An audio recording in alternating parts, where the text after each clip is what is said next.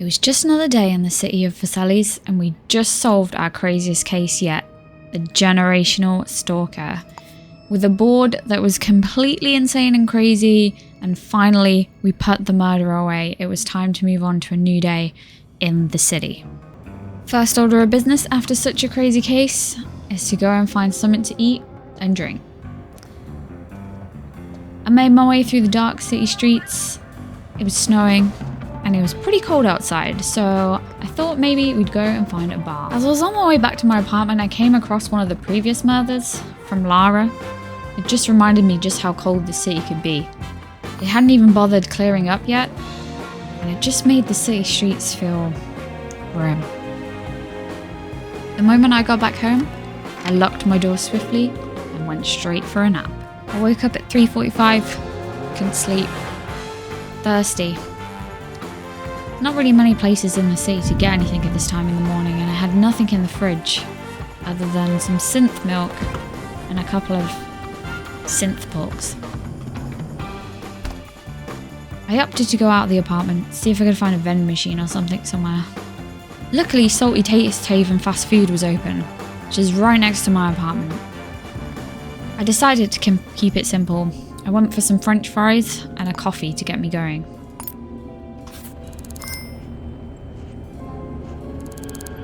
Then it happened. 1:30 the next morning. A new crime was committed within the city. Luckily, I had my own case tray in my apartment, so I grabbed the papers immediately.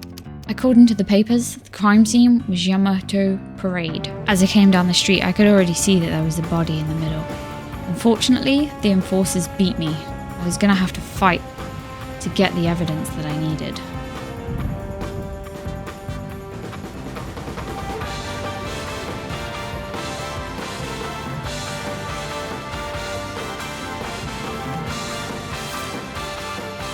Lilith Stringer, our victim. On inspection, it looked like she'd been murdered from a bullet wound of a low caliber ammunition. Interestingly, when examining the body, I found that she lived in 704 James Towers, which earlier that day I had actually followed somebody who was running back through the towers back home. There was no fingerprints at the scene, but I did find cartridges all over the floor. My first step was to check any CCTV cameras in the area. Luckily, there was one just over here that may have caught something. Then someone tried to mug me, which was a little bit insane. They broke my leg with one hit. Oops.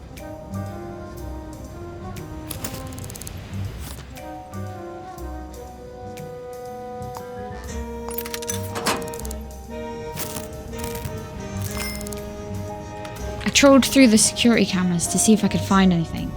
Our victim seemed to frequent this area. Unfortunately, the security cameras didn't quite go as far as I thought, but there was one person in the area, Jasmine Randall. I didn't have much to go off, so I decided to go and check City Hall.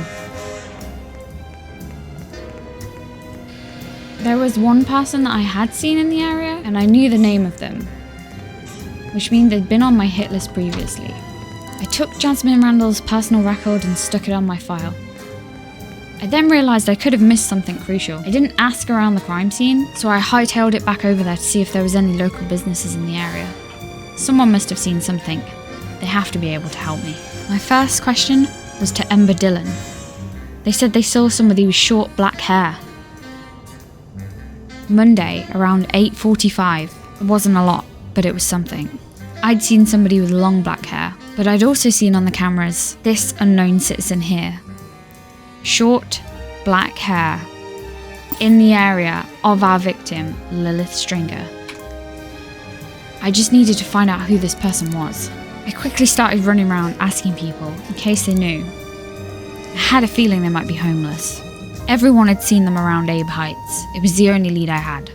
I grabbed myself a quick donut from the vending machine, and I hightailed it to Abe Heights. I thought my first bet was to just knock doors. Hopefully someone had seen anything. First door I knocked, and I found out that they were called CU. They work at that place, the basement number 1 of Abe Heights. Now I'd found out where they worked. I thought this could be a little dangerous, But nonetheless, I headed to the basement. It was 3:33 a.m. And this wasn't the kind of place that you wanted to be.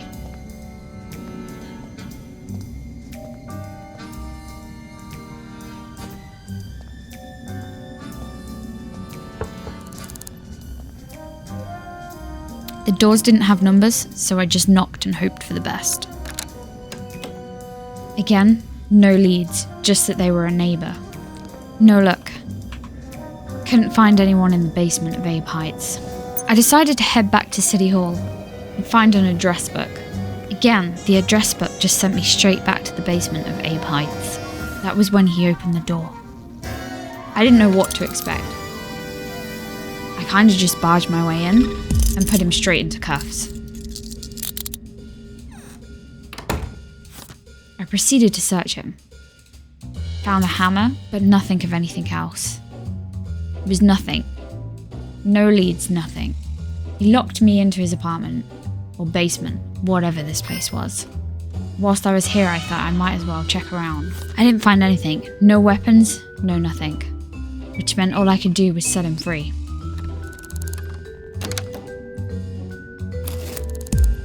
I released him to get my cuffbacks and I swiftly made a run for it. My only other lead was Jasmine Randall. She didn't have short black hair, but it was what we had. She wasn't home, so I barged open the door. I needed to find anything that I could. Fortunately, the security system was on, and that was going to be a problem. Turned off the security system, and I stepped right inside. That was when I heard the front door go. Someone had come in.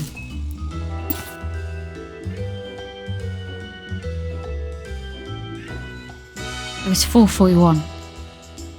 The likelihood is that they were going to come into the bedroom to sleep. Felt like I might have some time, so I tried to hack into the computer.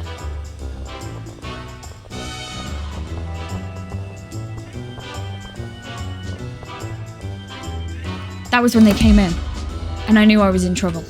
I went straight for the truncheon. They had something in their hand and I'm not sure what it was. It was Jasmine. Again, she just had a hammer. From that alone, I pretty much attained that it probably wasn't her, so I decided to leave quickly, before she realised I'd been. The next place I chose to head to was the victim's house. Maybe she knew someone. I got here and knocked the door, there was somebody home. I'd eat tree. I asked them if they'd seen or heard anything unusual. They then just shut down on me, they didn't want to answer any questions. I tried to bribe them. It cost me $100, but it was worth it. I was in. All I needed to do now was find if there was anyone relevant. The address book had a list of contacts. It was far-fetched, but I took every single one of them. Even if we found one person that had short black hair, that would be a lead. I found Lilith's password. That was going to be big. We needed to check our emails and find out who she'd been in contact with. Then I found this email. Tamati Machelona. To Lilith, 148. In January. Lilith's partner was already in the house. There'd been several emails between them. This was my first lead. The only problem was short brown hair. Nonetheless, I plotted the route and thought I'd head straight there. I still had in the back of my mind that person that I chased up into James Towers earlier on in the day. I can't remember what kind of hair they had, but they were definitely running from something. Here we were. Whether Lilith was just having an affair or whether this had turned sour, either way we had to find out. Someone else answered the door. I couldn't seem to talk to them, and they were about to lock the door. Fortunately, I kind of knocked them out in the process. We were looking for Tamati. I couldn't see anyone else in the apartment. Then I found out that they worked at the Sink Clinic, which interestingly was also where our victim worked. I decided to hightail it to the Sink Clinic, the place of work for our victim and the person that they'd been talking to. It wasn't too far away, right next to their workplace. Unfortunately, no one seemed to be here, and I was left at another dead end. I decided to go to City Hall, see if I could find anyone who matched the description that somebody had seen in the local area. After I finished scouring the government database, I had a whole lot of names. What I didn't know was their hair colour and whether they were in the area or not. I took some files and crossed out ones that didn't have short black hair to start with, and I thought I'd start from the bottom. I was still looking for Tamati, who somehow had ghosted and just wandered off. I thought we'd start with Triana. The person that opened the door knew somebody called Triana, but they weren't the person that was here. Again, I had to ask to try and get access. It didn't cost me as much this time. Turns out Triana had long blonde hair. They were off the list. I was back to square one. None of them matched the description of short black hair, so I decided to go back to try and find Tamati. It was also right next to where the murder took place, so I thought I'd go back to the crime scene to ask more questions. This time it was Tamati that opened the door. I wasn't sure what to do, but I felt like handcuffs was going to be the only option. I went straight for handcuffs and straight for the search. Again, nothing. I decided to have a secondary search of the apartment just in case they had left anything here. There was a weird piece of paper crumpled up on the side. I decided to take it for evidence. Then the other half came back out, and I had to defend myself. I went straight for the truncheon. It was not good. I didn't have much time. If there was a weapon here, I needed to find it. There was nothing and I was back to square one. No weapon. Nothing. I managed to just about escape. But I was no further along and I had no idea who I was looking for. I returned to the crime scene and started asking more people. Holly told me another story about someone dodgy looking. They had long blonde hair this time. I had a feeling she may have been talking about a previous murder, but it was tricky to know. Sylvester had seen someone with short black hair as well, around Yamato Parade on Monday around 2 PM. Near Cortez Boulevard. There had to be more cameras, and Cortez Boulevard was only round the corner. Lo and behold, another set of security cameras. All I needed to do was get in without anyone seeing me. I did it. I managed to get into the security camera cupboard. I started scouring back through. Then I found this person. Short black hair, blue eyes. They were on the board. I also found someone called Riker. It was getting pretty cold out here and I kept getting mugged by people on the streets. It was dangerous. I decided to head to the vending machine, grab a sandwich, and look at the footage that I've managed to get back. There was 2 people that were new suspects. This male with short black hair who we had no idea who it was, and Riker Ballard. I decided to start asking people if they knew of one of my suspects. Immediately I was told they were around Triet Heights. Richard Fontana told me the name of the person I was looking for, the first person that I bumped into when I reached Triet Heights. Wei Zong. They were now on our list. Again, I needed an address book. I wasn't far from home, so I decided to head back to my own apartment to see if I could find out more about these 2 suspects. I got both addresses for both people, one of which was a hotel. I've never had much luck in the hotel. I decided to go for Triet Heights first. We were going to look for Wei. This was the closest we got to a lead, and I was feeling pretty confident. I knocked the door and waited patiently. It was Wei that answered. No messing? Again, I went straight for handcuffs. Again, not much to go off with the initial search, so I found myself having to look through someone's apartment again. Again, nothing found, and I was locked in another person's apartment. I released Wei and swiftly made a run for it. Next stop, the hotel, which happened to be directly opposite. Conveniently.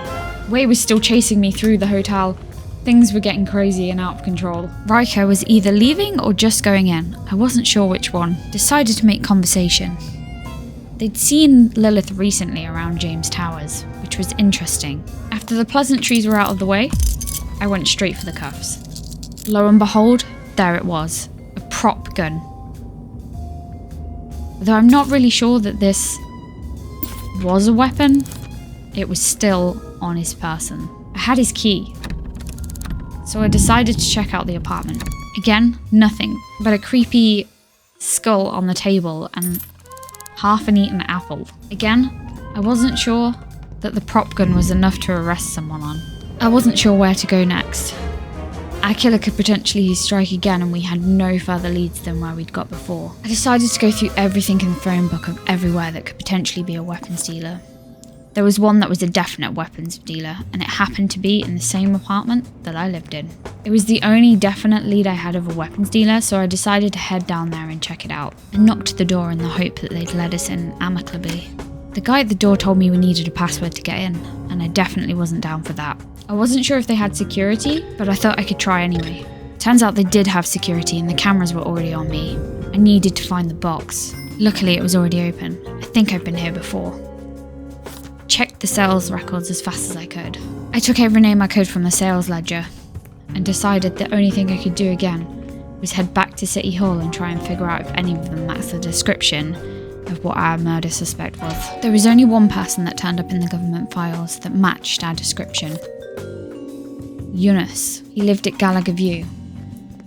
So we hightailed it off over there in the hope that this was going to be it.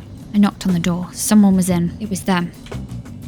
I didn't waste any time. I just went straight in. Again, nothing on them, but a partner in self-defense. I turned the lights on and I was going for another apartment search. Again, nothing. The last place I checked was the black market weapons dealer, who had sales records for a J. Hugh on the 8th, and our victim was killed on the 10th. The only plot twist here is that they were an enforcer with short black hair. It seemed far-fetched, but everything linked. It was the last lead that I had going. They lived at 1501 James Towers, and that's where we headed. I knocked the door and waited. Something didn't feel right about this one. Again, I went for the handcuff. There it was, a small box of 8mm pistol ammunition. That was all that was on her. What I needed to find now was the murder weapon. Then sat on the side in the kitchen countertop. There it was. This was it. This was what I needed. I decided to fill out the forms. I was certain this was our killer. All that was left to do now was hand it in and hope for the best. This was it. Back to my apartment to hand in the case and hope for the best. The only missing evidence was what we could use to place them at the crime scene. I felt like the bullet casing was enough, but it turned out it wasn't. We still got them though. They just didn't get as long as we intended. Alright guys, I hope you enjoyed this. I tried to do something a little bit different with Shadows of Doubt. Hope you enjoyed the video. If you did, please hit the like button and subscribe for more, and I'll see you guys in the next video. Cheers guys!